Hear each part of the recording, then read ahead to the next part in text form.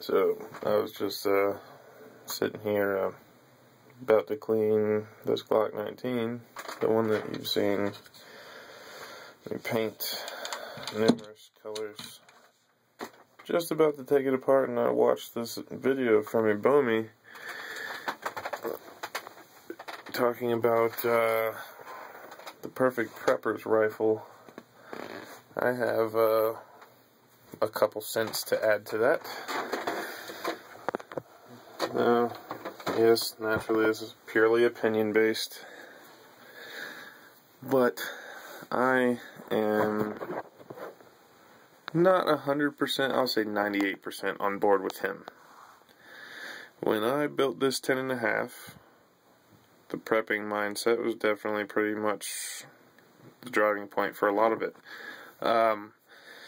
To defend your home and your family, you would kind of have to be in your home with your family. So 10.5 rifle caliber, 5.56 specifically, very, very maneuverable through hallways, around corners, small corridors, whatever. That was the mindset behind this total build. Now, I do have a couple variations in opinion. 5.56 specifically, I don't think is the best cartridge, to be honest. I really like it. I think it's incredibly overpriced now that election time's coming, and you used to be able to buy 1,000 rounds of M193 for $300, and now they're like $450 for the same ammo. Kind of enough to piss you off. That's pretty annoying. But, anyways, I think the 5.45x39 AK-74 cartridge is in fact superior.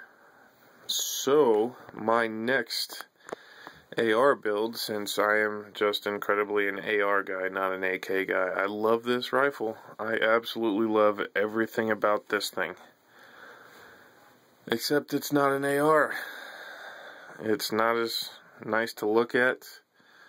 It's quite a joy to shoot and fondle, take apart, play with, carry. In the video where I hiked up to the top of that summit, that's the gun that went with me. Honestly, they're pretty close in weight between these two. Obviously, this one is completely bare bones, and this one has pretty much everything that you could get on an AR, within reason. Yeah, within reason. Every tasteful add-on that you would want on an AR. So, my next AR build will be combining these two rifles. This platform, I'm not going to do another SBR. I'll probably do like a 14.5 or a 16-inch. But it will be chambered in 5.45. Yep. Huldra Arms is who makes the upper, and the only downfall of the platform is the magazines, from what I've been reading over the past couple years. Well, probably about a year and a half, honestly. But yeah, that's kind of the reason. That cartridge is a little bit more lethal, even though it's a smaller diameter bullet, which I actually have a couple here. Hold on a second. Alright, this is a 223 and a 5.45.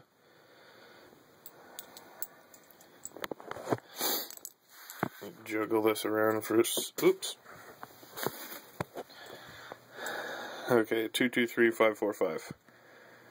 These two bullets here. 5.45 bullet is a lot longer, therefore much more back heavy, so it tumbles much more consistently than a 223 5.56. Apparently the 62 grain, as long as it's moving fast enough, which 14.5 inch barrel is what it's made for, so 10.5, kind of SOL. It still is lethal, by all means. It's still a bullet.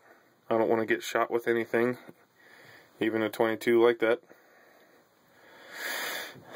A bullet's a bullet. It's going to hurt. It's going to put a hole in you that doesn't belong there.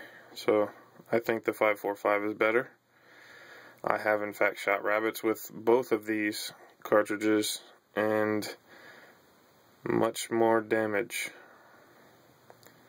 The exit wounds are quite sufficient. But to add on to the whole prepping rifle thing, that's also the mindset on this rifle. This is a Ruger 1022 with a choke stock, kind of similar to that stock. And that stock, same people make all three of those. This one is just made for the 1022. Of course, I painted it just like everything else that I own, except for that and my F&P 45 Tactical. Only two guns I have that I haven't painted. Oh, my Walther P22, because it was already that color. Cool tan, dark earth. But this is my next choice for prepping, because just like every single other person that makes a zombie apocalypse, preppers, SHTF kind of video, you can carry thousands and thousands and thousands of rounds of these and not even notice it, and it'll all fit in your back pocket. So that's quite an upside. And also, you can survive on rabbits and squirrels and small birds that you shoot while they're sitting on the ground, and this will do quite well for all of that. The whole prepping, survival scavenging kind of mindset. I can actually keep around a 6-inch group at 300 yards with this rifle also. So, just so happen to see a rabbit 300 yards away. Not likely, but if it were to happen, I still wouldn't go hungry. Nor would my family. So, those are my most commonly shown rifles, and they are all prepper mindset oriented. The only alteration would be like the whole go-to 3 kind of idea, which honestly it would be that guy, my FN, and that guy. That would cover pretty much every category I think I would face. So, thanks Ebomey. Awesome idea for a video. Hope I answered some questions. And honestly, I'm just glad to participate. So, have a good one.